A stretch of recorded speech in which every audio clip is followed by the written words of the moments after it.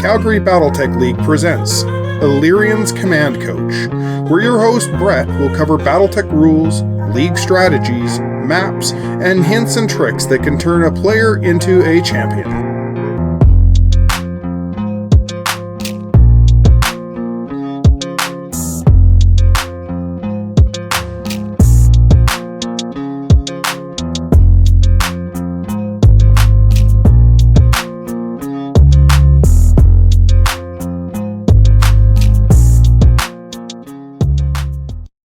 All right, fight fans, we play on a double map set for the Calgary Battletech League. We have two maps side by side. Each map is 17 hexes by 22 hexes. And by putting them side by side, you have a map that is 22 hexes by 34 hexes.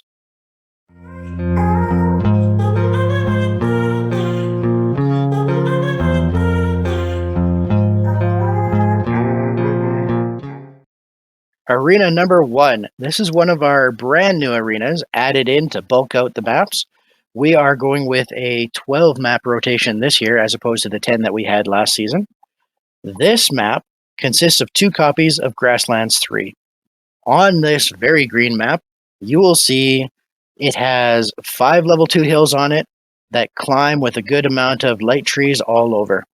Player number 1 has a few hexes of note where they can take cover, but mostly it's all light trees, but that does allow them some midfield fire support. Player number 2 has just as many little places to hide with those light trees. They have a slightly superior point of defense, as there's a couple of places they can actually snag in partial cover, as well as light trees. Expect player 2 to be playing more of a backfield or longer range support game.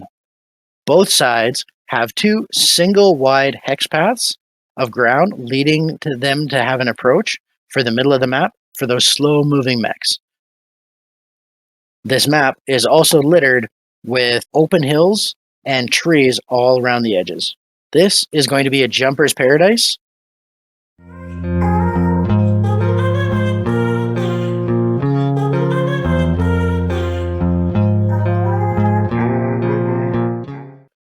For our second new edition map this season, we have a new map that we're calling A Path Less Traveled.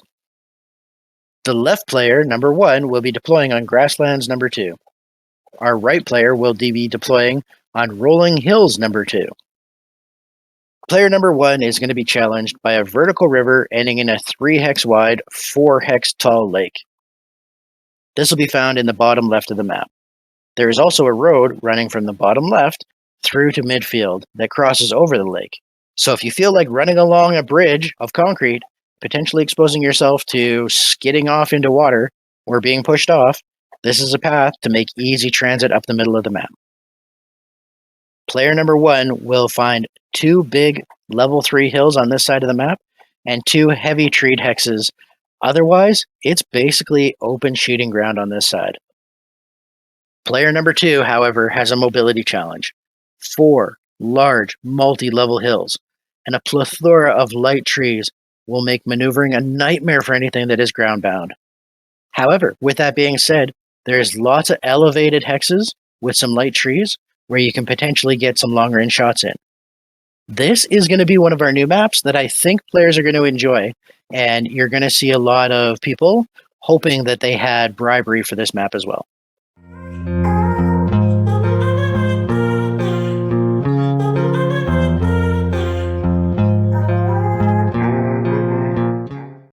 Our third arena is the Red Peaks. This one has been replaced for the new season, and it is one of the promotional maps listed as Tundra. As this is one large continuous map, it flows rather nicely. Player 1 has a nice double wide path through the hills with some light trees for cover. Player 2 has 2 paths instead to go around a large hill in the middle of the map that peaks at level 3. Player 1 will note that there is a bunch of level 1 light trees where they can get into some good firing positions in midfield. Player 2 has a nice run to a heavy woods at the top middle of the field and some light woods down near the bottom. They also have some good tree cover in smack dab in the middle of the board, while the extended range gunner can make good use of a level 3 light trees that is just 4 hexes outside of their deployment zone.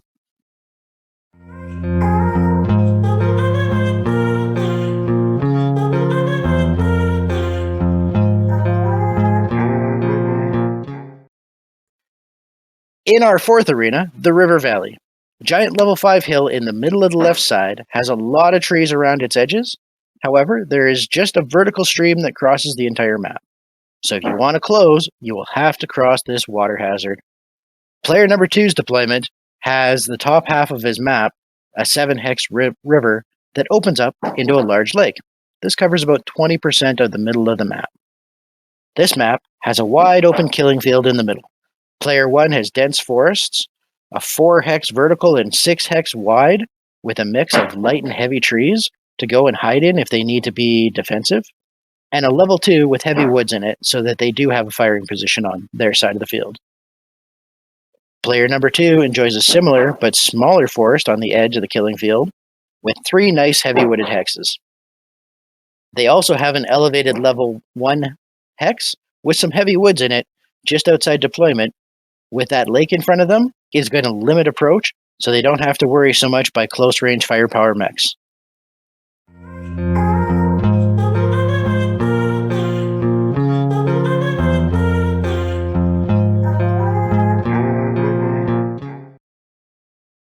Arena 5, the Foothills.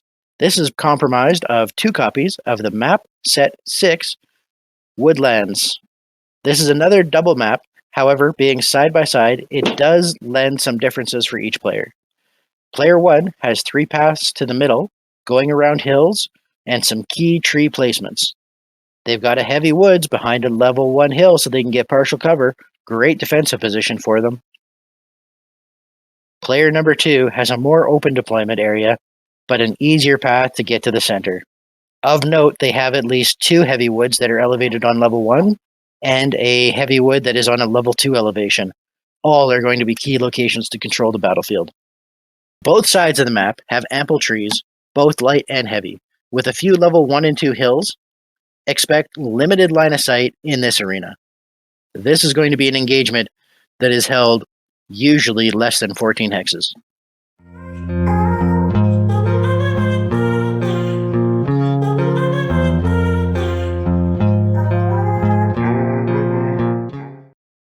Arena 6, Road in the Hills. This was one of our most popular maps in Season 1, not strictly because people kept rolling it up and playing on off days and having 2 and 3 matches played on the same week. We're going to do better about that next year, where we only have 1 game per map each week. This arena uses 2 of the Battle Force 2 maps, as they have a road that lines up going from one deployment zone all the way to the other. This map also has 2 vertical rivers and 2 small ponds. Player 1 on the left-hand side, the vertical river is just 2 hexes out, so expect to cross it right away. But that's good, as you're out of range to be shot, so you can take those safe crossings. Player number 2, the river is basically 12 hexes out, and on the other side at 2 hills, so you've got to cross the water late in the game, if at all. For player number 2, this is a really important spot. It is one of the few hexes, 1208, where there's a level 1 with light trees behind a level 2 that gives you a wonderful field of fire. And there's also going to be a couple of heavy woods with great lines of fire to support. Player 2, while they have to cross the water later if they want to, does have the opportunity to move up and just sort of sit at midfield and engage.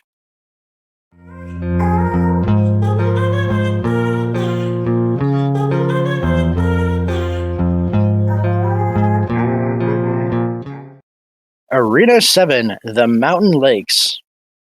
This is a bit of a nightmare map. Lots and lots of water. No real easy pass to cross if you don't jump. Player 1 can go north for the easiest crossing, and in the middle of the map, they will find a group of trees and level 2 hills for some exposed elevation shooting.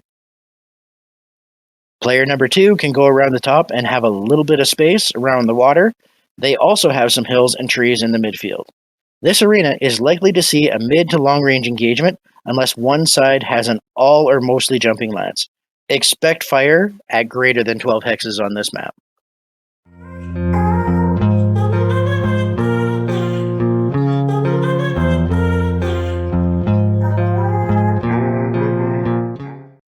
Map number 8, our Wooded Hills Arena. There's not a whole lot to say about this map. Player 1, their map deployment is the Rolling Hills, number 1. Player number 2 deploys on Rolling Hills, number 2. Not the prettiest of maps. This arena, however, is functional. Lots of trees, lots of level 1 and 2 hills. 3 heavy wood sections on each side of the map where people can use to block line of sight, remembering that 3 points of trees will block line of sight if you get behind it and have that between you and your target. This map is just going to be a slogfest and will probably be one of the arenas where we see a lower turn count as people just look at it and have indecisive moves of what they need to do to try and get the game going.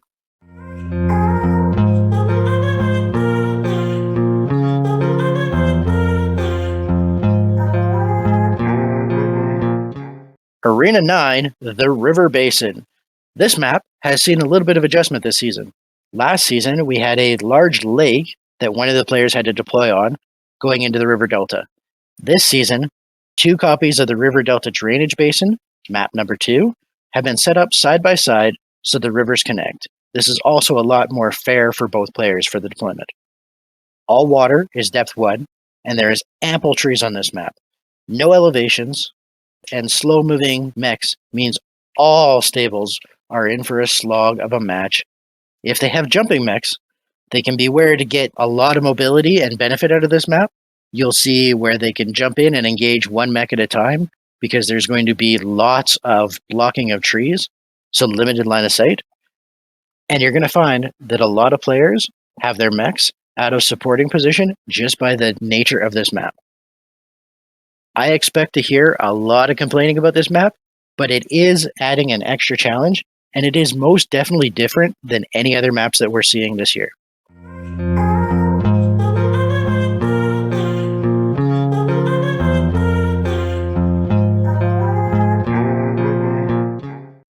Arena number 10, the Plains of Death. This map has both been hated and loved throughout the different seasons. Player number 1 will be deploying on the Open Terrain number 2 map, and player number 2 will be deploying on the Open Terrain number 1 map. Fast movers absolutely love this map. 7 clumps of trees and wide open spaces. Player number 1 has advantage on this map with 3 larger groups of trees, 2 just outside of deployment, and the 3rd midfield. Player number 2, while having less trees to hide in, and having to go further to get to them, they are superior quality. They're the ones that have heavy trees, giving good lines of fire and adjacent lights for flanking cover. Fight fans love this map as carnage ensues every game, and it will be here until the maps fall apart.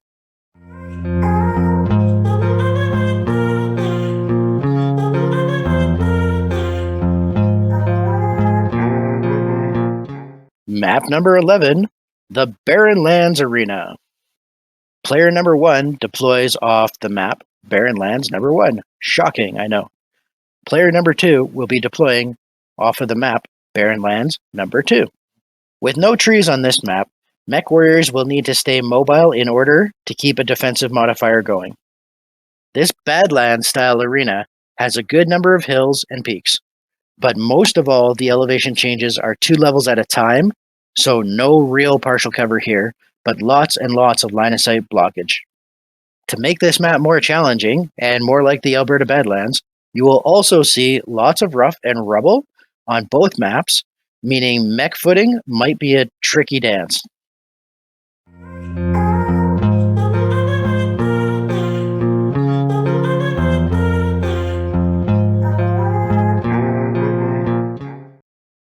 Arena 12, the Pavement Experience. This is a reworking of a map that we had last year. Last year, it was a couple of plain maps, very boring, with just some pavement out there. We've replaced those with map set City Residential Deployment Hexes for the first player, and map set 6 City Suburbs deploying for the second player. Player 1 will struggle a little, with their deployment only having 5 locations to start for non-jumping mechs that won't be forced to go up and down elevations just to start going. However, keeping that in mind, there is a large level 4, level 5, and level 6 building blocking the middle, so they have approach factors without getting too hammered. Player number 2 has 8 spots that they can strictly deploy mechs for an easy time moving up the map. Most buildings on this side of the map are level 1 or level 2. Both sides of the map have really nice, long, clean roads to travel down. This is both traveling of the mechs and the weapon fire so that they can have clear lines of killing. At each point, a traveling mech warrior wants to make a turn, there is some nice big buildings just asking to get crashed into. Because in the Calgary Battletech League, all buildings are non-destructible, we won't be allowing anybody to enter buildings, and we won't be playing with basement rules either. Construction factor is not going to be a factor in this season, so every building is assumed to be able to support every mech.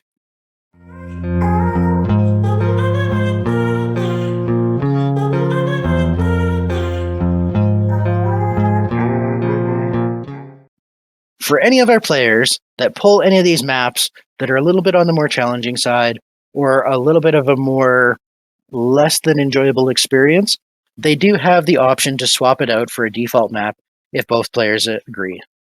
This is 2 copies of the original map from 1985, rotated so that the hills are in the 4 outer corners of the battlefield. Each map has a hill with a wooded hex in the outer corner. There's a 10 hex water feature in the middle of the map, and 4 groups of trees spread out with large open areas. This is our default map because it is easy to play on, it has all the features except roads, it allows for an enjoyable game with a very unified opportunity for both players to interact with terrain features and just have a game against each other.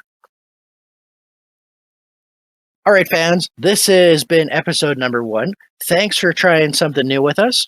We're going to be talking about different topics, anything that could be considered a strategy or a tactic. Another idea that I've got coming down the pipe is going through what is the usefulness of a medium or a heavy or an assault mech. And please let us know if you'd like this format to continue, or if you're more interested in having it more of a back and forth between myself and a special guest for each episode. Thanks again, and have a wonderful evening.